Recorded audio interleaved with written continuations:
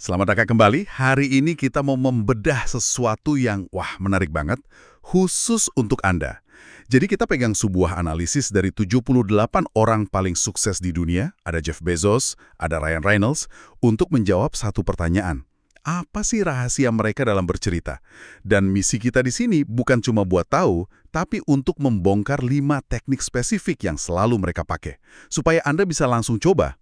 Anggap aja ini jalan pintas jadi pencerita yang lebih memikat langsung dari ahlinya. Oke, mari kita mulai kupas tuntas. Betul. Dan yang perlu diingat ya, ini tuh bukan soal bakat atau sihir. Analisis yang kita pegang ini kan menyaring ratusan wawancara dan ternyata ada polanya. Pola yang jelas. Ini adalah keterampilan, sebuah formula. Nanti saat kita bahas, coba deh perhatikan gimana kelima teknik ini tuh nggak berdiri sendiri. Mereka saling terkait, saling menguatkan. Kayak bahan-bahan dalam resep untuk bikin cerita yang benar-benar berkesan. Suka banget saya sama analogi resep itu. Oke, kalau gitu bahan pertama dalam resep ini adalah langsung masuk ke tengah-tengah aksi. Pencerita ulung itu nggak buang-buang waktu dengan pengantar yang panjang. Mereka langsung lempar kita ke sebuah momen penting. Contoh terbaiknya datang dari Jeff Bezos.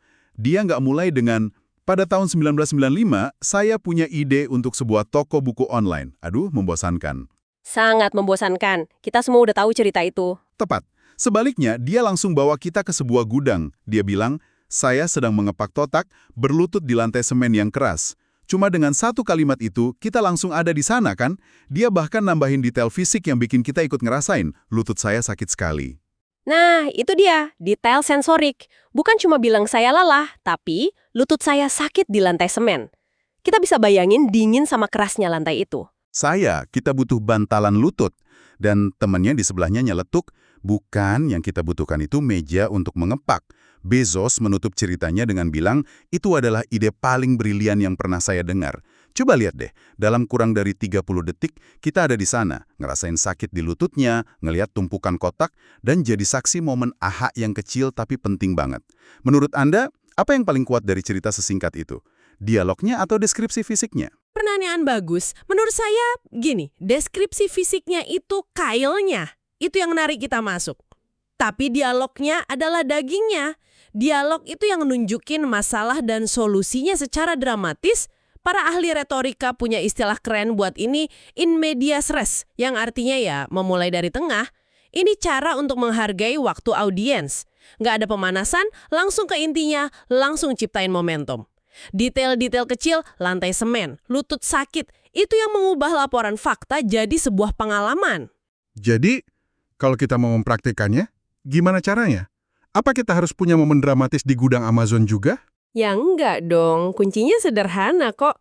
Coba tanyakan pada diri sendiri, apa yang lagi saya lakuin secara fisik di momen penting itu? Bukan apa yang saya pikirkan ya, tapi apa yang saya lakukan. Apa Anda lagi ngetik email, jalan di koridor, atau mungkin lagi nuang kopi? Mulai dari situ. Jangan bilang, saya punya ide bagus pas meeting. Tapi katakan, saya lagi natap layar laptop waktu notifikasi ini muncul di pojok kanan. Atau saya baru aja naruh tas di sabuk pengaman bandara waktu ponsel saya bunyi. Aksi fisik yang spesifik itu langsung narik audiens ke dunia Anda. Oke, jadi setelah kita berhasil narik audiens masuk ke tengah aksi, kita nggak bisa biarin mereka tersesat. Nah, ini membawa kita ke teknik kedua yang menurut sumber ini sering banget dipakai oleh Mark Cuban. Tekniknya adalah sebutkan tujuan Anda di awal. Beritahu audiens apa yang Anda inginkan. Ini penting banget. Cerita tanpa tujuan itu kayak mobil tanpa setir. Cuma muter-muter aja. Benar.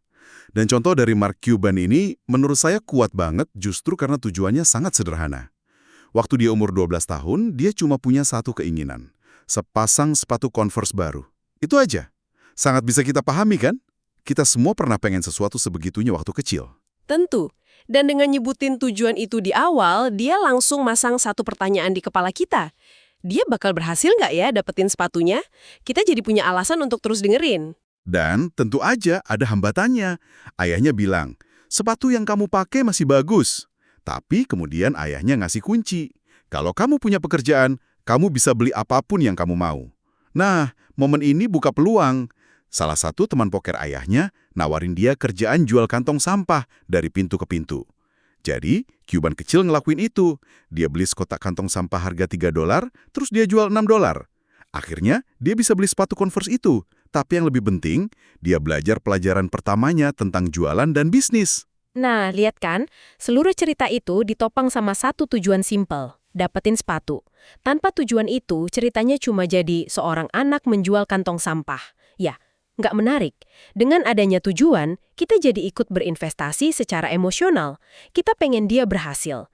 Inilah kekuatan dari menetapkan taruhan di awal. Ini ngejawab pertanyaan implisit dari audiens. Kenapa saya harus peduli sama cerita ini? Jadi gimana kita bisa menerapkan ini dalam cerita kita sendiri? Apa harus selalu tentang barang yang kita inginkan? Nggak harus kok. Tujuannya bisa apa aja. Yang penting jelas dan disampaikan di awal. Sumber ini nyaranin buat merumuskannya dalam satu kalimat yang tajam. Misalnya, pas Anda cerita soal proyek yang sulit, Anda bisa mulai dengan, tujuan saya waktu itu cuma satu, jangan sampai dipecat. Atau pas cerita soal tantangan pribadi, saya cuma pengen nyelesain maraton itu buat buktiin ke diri sendiri kalau saya bisa. Waktu audiens tahu apa yang Anda kejar, mereka bakal ikut lari bareng Anda sampai garis finish. Oke, jadi ngasih audiens tujuan yang jelas itu bikin mereka ikut lari bareng kita. Tapi ada cara lain nih, buat bikin mereka tetap di sisi kita, yaitu dengan bikin mereka ikut nebak-nebak. Teknik ketiga ini agak kontraintuitif, yaitu dengan ngebocorin apa yang kita pikir akan terjadi selanjutnya. Teknik membangun ketegangan. Ini favorit saya. Kita nggak cuma nyeritain apa yang terjadi, tapi juga apa yang kita takutkan atau harapan bakal terjadi. Tepat. Dan contohnya, dari Ryan Reynolds, yang ceritanya personal dan lucu banget. Waktu dia kecil, dia pengen banget pakai anting, tapi dia punya ketakutan besar. Kakak-kakaknya nakut-nakutin dia bilang kalau ayahnya bakal nusuknya sampai mati pas makan malam kalau lihat anting itu. Prediksi yang dramatis dan berlebihan banget. Khas orang kakak.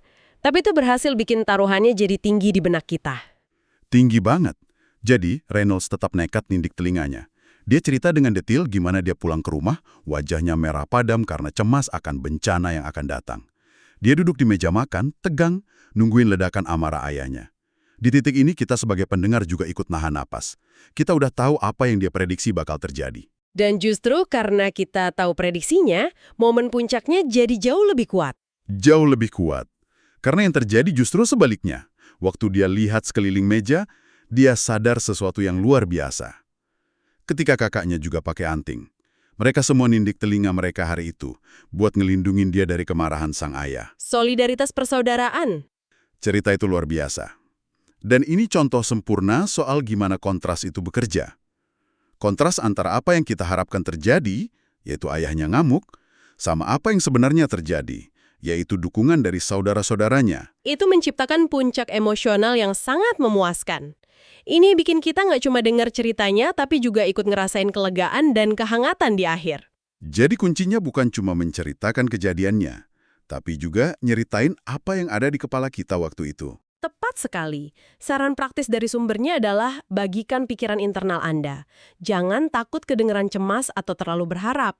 Katakan aja, saya masuk ke ruangan presentasi itu sambil mikir, ini dia, ini bakal ngubah segalanya.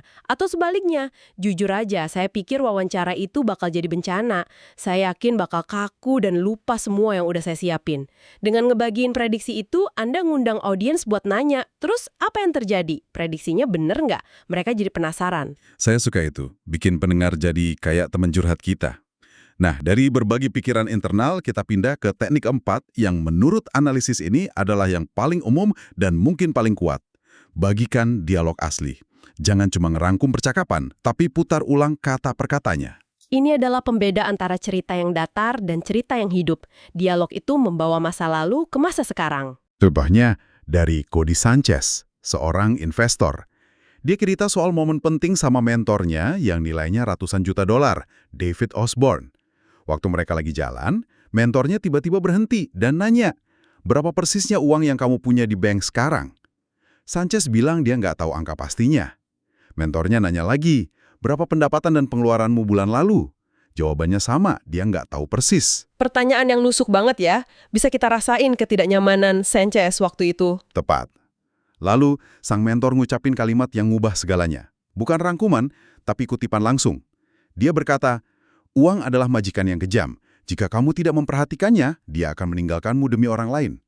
Wow, kalimat itu langsung nempel di kepala. Bener-bener nempel. Coba deh kita bandingin.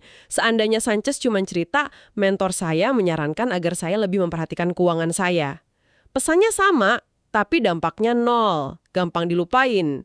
Kutipan uang adalah majikan yang kejam itu jadi jangkar dari seluruh cerita. Punya gambar, punya emosi. Mentornya bahkan nambahin jaminan. Dia bilang, saya jamin jika dalam setahun dari sekarang kamu memperhatikan uangmu setiap hari, kamu akan lebih kaya. Sanchez bilang percakapan singkat itu benar-benar ngubah cara dia mandang uang selamanya. Kekuatan dialog asli. Kekuatannya luar biasa.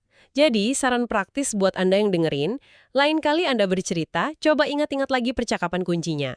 Apa kata-kata persis yang diucapin? Daripada bilang manajer saya kecewa dengan hasil kerja saya, coba katakan manajer saya natap saya dan nanya, kenapa kamu nggak minta bantuan lebih awal? Perbedaannya drastis. Daripada bilang teman saya ngasih nasihat yang bagus, katakan teman saya megang bahu saya dan bilang, kamu nggak butuh rencana baru, kamu cuma perlu percaya sama dirimu sendiri. Dialog bikin cerita Anda terasa nyata dan otentik. Benar sekali. Oke, kita udah bahas cara mulai dengan aksi, ngasih tujuan, bangun ketegangan, dan pakai dialog. Ini bawa kita ke teknik kelima dan terakhir, penutup yang sempurna dari salah satu pencerita terbaik di zaman kita, Steve Jobs. Tekniknya adalah akhiri cerita dengan satu pelajaran yang jelas. Nah, ini yang misahin cerita yang bagus dari cerita yang punya makna. Ini jawaban dari pertanyaan, terus kenapa? Apa gunanya cerita ini buat saya? Tepat. Jobs menceritakan sebuah kisah dari masa kecilnya. Waktu dia umur 12 tahun, dia ngelakuin sesuatu yang berani banget. Dia nyari nomor telepon Bill Hewlett, salah satu pendiri Hewlett-Packard, di buku telepon. Terus dia nelpon langsung ke rumahnya. Untuk anak 12 tahun, itu butuh keberanian luar biasa. Saya aja yang udah dewasa mungkin bakal mikir 2 kali. Sama. Di telepon, Jobs kecil langsung bilang, "Halo, saya Steve Jobs. Saya lagi bikin frekuensi counter. Dan saya mau tahu apa Anda punya suku cadang sisa yang bisa saya dapatkan?" Bill Hewlett di seberang telepon ketawa. Tapi dia terkesan. Dia nggak cuma ngasih suku cadang yang diminta, tapi juga nawarin Jobs pekerjaan musim panas di pabrik HP. Cerita yang luar biasa kan? Lah bedanya Steve Jobs. Dia nggak berhenti di situ. Dia pakai cerita itu sebagai landasan buat nyampein pelajaran yang lebih besar. Dia nutupnya dengan bilang, kebanyakan orang tidak pernah mengangkat telepon dan menelpon. Kebanyakan orang tidak pernah bertanya. Dan itulah yang terkadang memisahkan orang yang melakukan sesuatu dari orang yang hanya memimpikannya. Boom! Penutup yang sempurna. Pelajaran itu ngasih gema pada ceritanya. Itu mengubah anekdot pribadi soal anak laki-laki yang berani jadi sebuah kebijaksanaan yang bisa diterapin siapa aja. Cerita itu jadi buktinya, dan pelajarannya adalah kesimpulannya. Semua pencerita ulung ngelakuin ini. Mereka pakai cerita sebagai kendaraan buat nyampain sebuah ide. Cerita itu bungkus kadonya, tapi pelajarannya adalah hadiah di dalamnya. Jadi, setelah kita selesai bercerita, kita harus secara eksplisit ngasih tahu audiens apa maknanya. Betul, jangan biarin mereka nebak-nebak. Setelah Anda ceritain pengalaman Anda, ambil jeda sebentar dan tanya ke diri sendiri. Apa satu hal terpenting yang saya mau orang ingat dari sini? Terus, sampaikan itu dalam satu kalimat yang jernih dan kuat. Misalnya, momen itulah yang ngajarin saya bahwa minta bantuan bukanlah tanda kelemahan, tapi justru kebijaksanaan. Atau, saat itulah saya sadar bahwa kesuksesan tidak dimulai dengan rasa percaya diri, tapi dengan keberanian untuk mencoba. Pelajaran itu bikin cerita Anda nggak cuma berakhir, tapi bergaung lama di benak pendengar. Aksi. 2. Sebutkan tujuan Anda di awal. 3. Bagikan prediksi Anda untuk membangun ketegangan. 4. Gunakan dialog asli yang spesifik. Dan 5. Akhiri dengan satu pelajaran yang jelas. Sumber yang kita bedah ini punya kesimpulan yang kuat banget. Pencerita terbaik tidak mengandalkan bakat, mereka mengandalkan teknik. Ini adalah keterampilan yang bisa kita semua latih. Semua cerita yang bisa Anda sampaikan tentang proyek Anda, karir Anda, atau pengalaman hidup Anda, cerita mana yang paling penting untuk Anda ceritakan sekarang? Dan dari kelima teknik yang baru saja kita bongkar ini, mana satu teknik yang jika Anda terapkan akan membuat cerita itu menjadi paling berkesan dan benar-benar mengubah cara orang lain mendengarkannya?